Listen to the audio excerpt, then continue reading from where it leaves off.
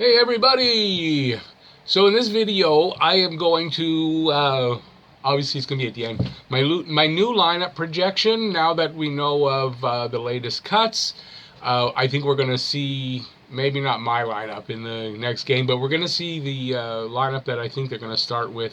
The only person missing that I don't know anything about right now is Paul Byron, because he's out with an injury, so he's on, I have him, but he's on the side injured. He's not going to be in the lineup because I don't know what's happening right now. That's the only reason. We also have the demotions. They announced some demotions last night. I'm going to have a little discuss the injury to Paul Byron. Talk about Jonathan Drouin, Nick Suzuki. Will he make the team? And the reason Price didn't play last night. I'm also going to discuss the Braden Point signing and the Dustin Byfuglien suspension. And like I said, after that, it'll be the new lineup projection. So that's all right here. That was long. At Talking Habs with Rick, that's me. I've got, if you're new to the channel, I've got 50 years as a Habs fan. I talk about some of the old times and the new times and discuss that from my perspective. So subscribe and ring the notifications bell, and you're going to get all my videos, live streams. I got contests and podcasts and all that good stuff. And it's all dedicated to the Habs and all things hockey. Okay, so first up, the Habs announced, I believe it was last night, that Brooke, Evans, Barber, so let me give them their first names. Josh Brooke, Jake Evans, Riley Barber, and Alex Belzile were sent to Laval after the game. So they sent those guys down. So Evans, my prediction of Evans making the team at the outset is not happening. Josh Brooke, they were hoping would show a little more. It didn't happen. A year with Joel Bouchard, or at least sometime with Bouchard, will be a very big help to him. Barber showed a lot. Didn't expect him to make the team, but you know, when there's a call up, you know, for a bottom six guy, Barber's going to get a call up. He showed a lot. I liked him. I'm a little surprised Veroni didn't get sent down yet. So I like Barber a little better than Veroni, but he's still in camp. Belzile showed a lot. He's an older guy. He might get a shot, or you know, he might get you might see him get traded and put in a package and give him a shot somewhere else to make an NHL team. He's 28 years old. Oh, I wanted to say this before I go to the next subject. The reason Carey Price didn't play last night, he was scheduled to play last night. He had a small bruise on his hand. They thought best to keep him out of the lineup for a game like this. Didn't mean anything, especially that lineup he would have been facing. So apparently Claude Julien stresses there's nothing serious. It's just a small bruise on his hand. They felt for a game like this, why make him play? I'm sure he's gonna play at least one of the next two games. I would think Kincaid maybe the next game. Price the seventh game on Saturday. That's how I would think it's going to be. Okay, so next we'll talk about Paul Byron. There's not much. I didn't want to just say I don't know much about it. All I can find out is that it's a lower body injury, and that they were expecting him possibly to be back for at least one of the three games that were left, but he didn't play last night. So I don't know any more than that. So Paul Byron, he's out with a lower body injury. For how long, I'm still unsure. So now, with the latest demotions, Nick Suzuki's still on the team. So I think going in, especially Paul Byron's injured, and you know, Ryan Poehling obviously still out, I would have to say for sure Nick Suzuki's making the team to break camp. I think even if Paul Byron comes back, I think Nick Suzuki makes the team to break camp. I think he did everything he needs. We'll see a little more in the next two games. He didn't play last night, but I would be shocked if he's not playing the next two games. And I would think on the top, one of the top two lines. So that's for Nick Suzuki. As for Jonathan Drouin, now I know it's said that he doesn't like preseason and he doesn't whatever. Like I don't notice a difference between last season and this season. So if he's in better condition, if his nose thing problem has been fixed, it's not evident. I get it's preseason, but I mean, you don't see this lackadaisical attitude from anyone else on the team. I don't see it. So I don't get, except a little bit last night by KK, very disappointing. So I don't know what's up with Jonathan Drouin.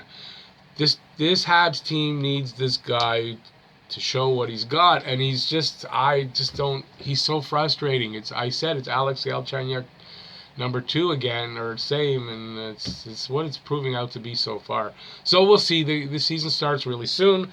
We're gonna see, and don't be surprised if he doesn't pick up his game. If Jonathan Drouin finds himself off this team on a trade very soon. Early on, once teams feel out their team, see what they got, see if they need to add anything. There's an early point in the season, probably within a month. I'd say 3 weeks to a month, where you'll see a trade or two because teams realize they need something. I wouldn't be surprised to see Drouin go then. If he doesn't pick it up in the beginning of the season, I just don't understand the kid. I thought he was turned around. It doesn't seem like he is so far. Okay, so before we get to my new projections for the lineup, I want to just talk about Braden Point signed yesterday a 3-year bridge deal for $6.75 million AAV, or cap hit. Contract is worth $20.25 overall. I'm a little surprised. It came together really fast. I didn't think he was going to sign that quickly for some reason, because I heard they were very far apart. Granted, in Florida, the tax rate and all that is different, how they tax you. So he was going to get a lower contract than Marner. I was expecting that by a little bit, but I would have expected him to go somewhere between 8 and 9 million. And this is a bargain, almost a steal of a deal for Tampa. It ensures that they're much healthier moving forward on the cap, and they're just stacked in the lineup. That doesn't change. I know the next year the Vasilevsky contract kicks in, so they'll have to deal with that somehow. But I mean, they'll do something. I'm not worried for them. They look like they're ready for a good 5-year run at being a contender, if not longer than that. So it looks like that Mitch Marner contract not looking good. Kyle Dubas not looking like a good GM. He's the only one who had to sign at such a high number so far. So yeah, Braden Point back in the fold for Tampa Bay. He gets the last part of training camp. Shouldn't affect him too much going into the season. He might be a little bit behind the guys, but he should catch up. He's young. He should catch up pretty quickly. Dustin Byfuglien. The Jets suspended Dustin Byfuglien. It sounds pretty bad, but it's not. It was expected. Byfuglien knew it was coming. They need to do this as just a matter of, not principle, it's a matter of form, because they have to get their house in order so that if he doesn't come back by the first game of the season, they get a break from his cap hit right away until he comes back, till he decides to come back or not come back. And I'm sure they're going to use that to do something. Maybe sign Line A and Connor after all, and they're going to need some kind of defenseman. Their defense took a really big hit. Top 4 defensemen all gone from last season. Not good. So Dustin Byfuglien, he's suspended, yes, but it's just a matter of form. It's nothing there's no scandalous stuff here. There's nothing here. So if he comes back, he'll come back. They'll be fine. Or he chooses to stay out. They needed to do this so they can get the cap break once the season starts. So now we get to the new projected lineup. So this is my projected lineup. I'm not saying this is online, but now that they made the last cuts, there's only a few guys in camp that are on the bubble at this point. I would think. I can't think of too many, so I think it's safe to assume we can make a bit of a lineup projection to what's going to be. I imagine we'll see it tomorrow night. And definitely on Saturday, definitely by Saturday, you're going to see the lineup that they're starting the season with. That's unless there's an injury during the game, the lineup that starts that game is the one they want to start the first game with. And I would think tomorrow night as well. So, I guess I'll just present you my lineup. So I put together, this is my lineup. I've seen a few people's lineup projections, and I really didn't agree. And I imagine there's going to be things in here that some of you guys won't agree with, and some of you guys will agree with. but it's my bold prediction lineup. I don't think it's that bold, considering the play from last night, what I saw last night, what I've seen up to now, and who is still in camp. So who was here and how they performed, and this is what I think. So I'm going to present, I'm going to slide over. It's all on one board, and we'll talk about it.